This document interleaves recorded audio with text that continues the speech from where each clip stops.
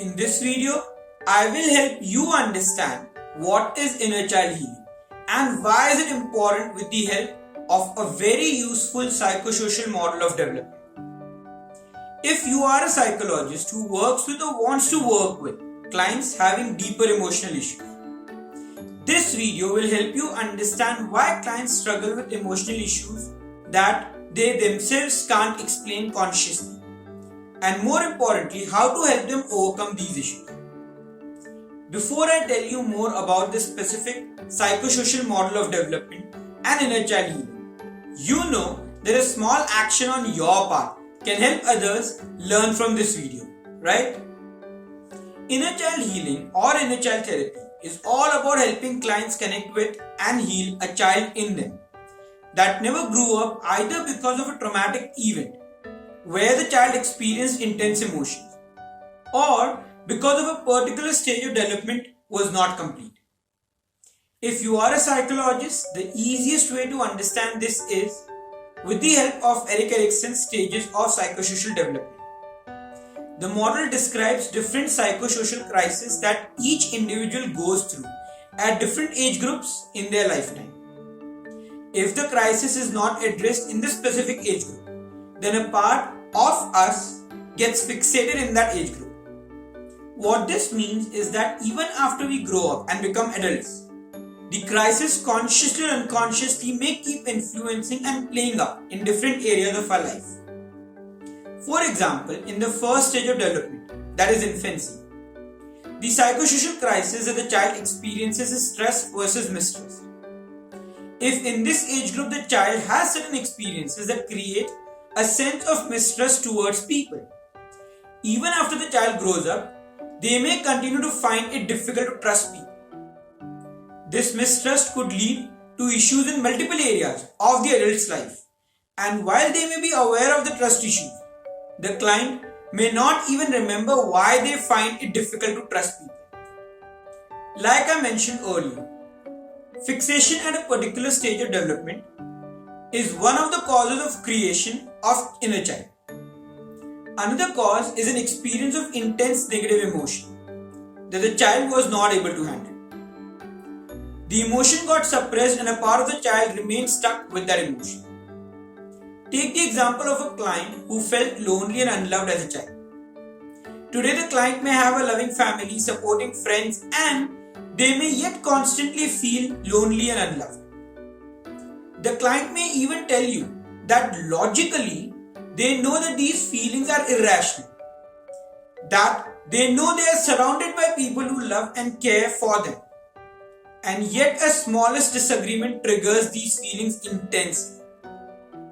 You may have even come across people in your life who in certain situations start throwing tantrums like small children.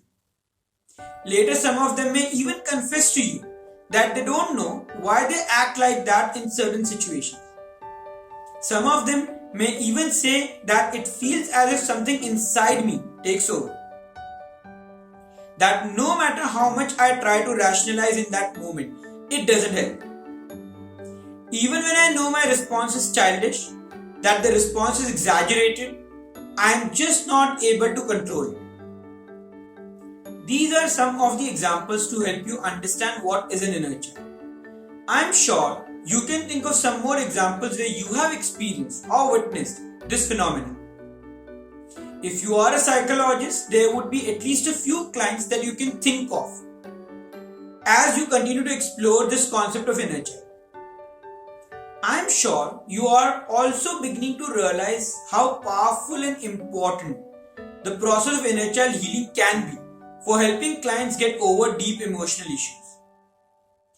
The overall process behind inner child healing is to identify the core emotion that the child is stuck with or the specific stage of development that the child is fixated at. Release the suppressed emotions or complete the stage of development. Make the child feel safe and secure, and finally help the child grow up and integrate with the client. Inner child healing is an extremely powerful process during which the client may experience an emotional breakdown. While working with the process, you will realize that generally there are multiple inner children that are stuck with the same emotion, and that it is a good idea to work with each of these children. There are places where you may find that the client as an adult or the child in the client is not willing to release the emotion or integrate.